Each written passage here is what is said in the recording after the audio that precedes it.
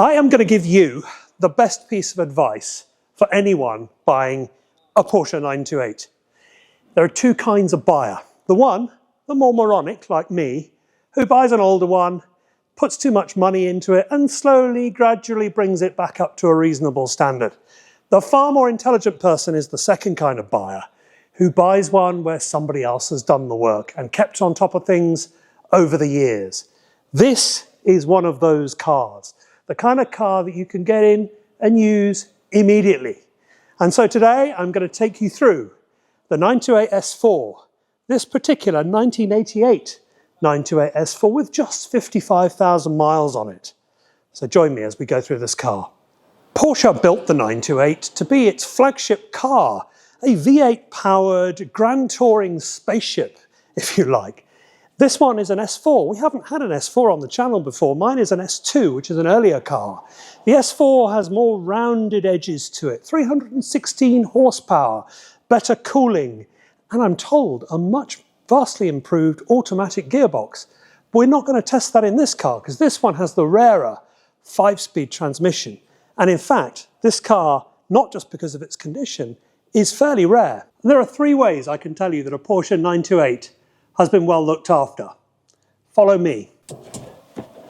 A working rear wiper. A hatch release.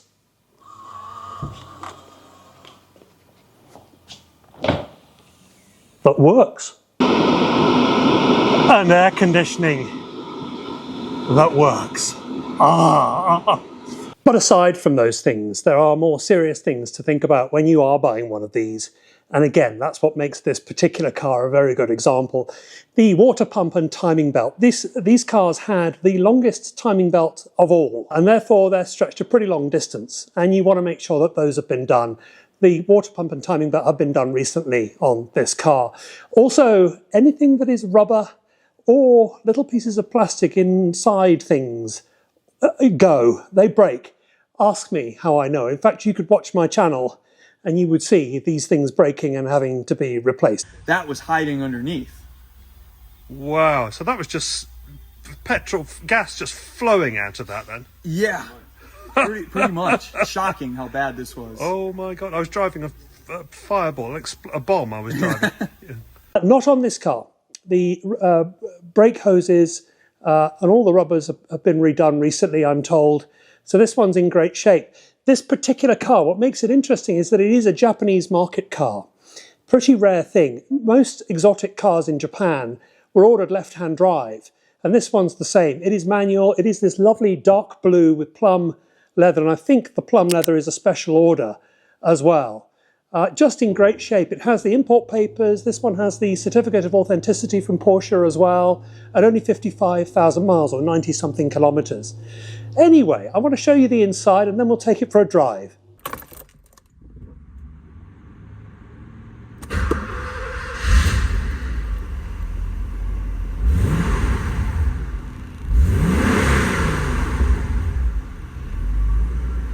When I start it, I've forgotten what a quieter normal exhaust sounds like on a 928. Mine's a bit of a monster. But let's have a look at the inside of this lovely condition 928 S4. Quite looking forward to driving this one, I must say, just to see how it feels compared to my S2. But we start with the manual gearbox, of course, in the dog's leg pattern, which is on all manual 928s. Then you have this lovely leather, and it's just in marvellous condition all the way through, and in the back it's a 2+2, but yeah, I'm not sure who you'll get in the back. When we get out on the road, you'll see that this leather is actually blue, and is just lovely, heavenly. It goes with the paintwork beautifully. What I would like is one of these analog clocks that we don't have. Us S2 people have digital ones, and it looks like part of the car was specified by Casio, which is not great. As I say, air conditioning that works. It's a pretty simple arrangement in here. The world's smallest sunroof on all 928s, and then some really good speakers in the door. And then a party trick, of course, for all 928s. The steering column, the dials, and the binnacle go up and down as the steering wheel goes up and down. I don't know if you can see that. There we are. Look. You see it goes up and down the same. So there we are, that's its party trick. And even memory seats in 1988.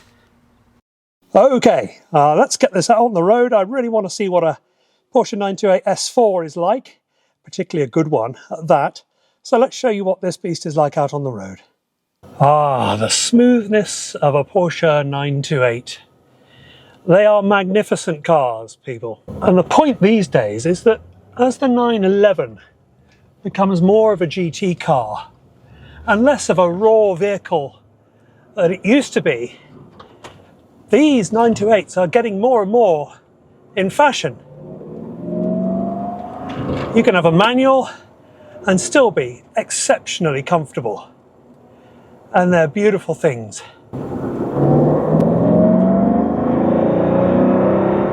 Oh, it's so smooth and lovely. That is the point of one of these cars. They are smooth GT cars. They can be hustled. And what is particularly nice about this car, aside from its wonderful condition, is the manual gearbox. You can hold on to the revs a lot more. You know, just the pleasure of having a manual gearbox. The dog's leg takes a bit of getting used to, but I'd say once you've done it half a dozen times, you've learned it's like riding a bike.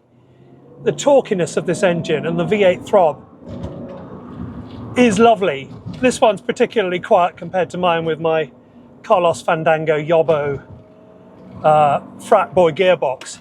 But the manual is lovely. It is a peaceful vehicle. The suspension, I think, is probably set up more for ride than handling. But again, if you want to change that, you can. This is a particularly nice car, I can tell you. The leather is just lovely. The seats are supportive and comfortable. They're not flattened by years and years of use. In traffic, it's a sweetheart of a car to use. And of course, it's just immensely stylish. I mean, this car came out in 1977. You can watch one of my other videos where I drive the very first ever made Porsche 928. So stick around and subscribe for that. But if you can only imagine 1977, what this car must have been like, it must have been like a spaceship. Even today, however, they look modern, especially the S4 with its rounded edges at the back and at the front. It still looks to be a modern car. And more they're becoming more of an enthusiast's choice. Okay, let's give it some welly.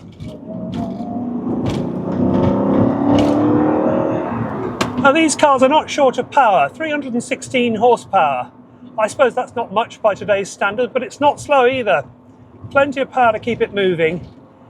And of course you're driving an absolute Porsche classic. And I might remind 911 drivers, this is the first car that Porsche designed from scratch. Just saying.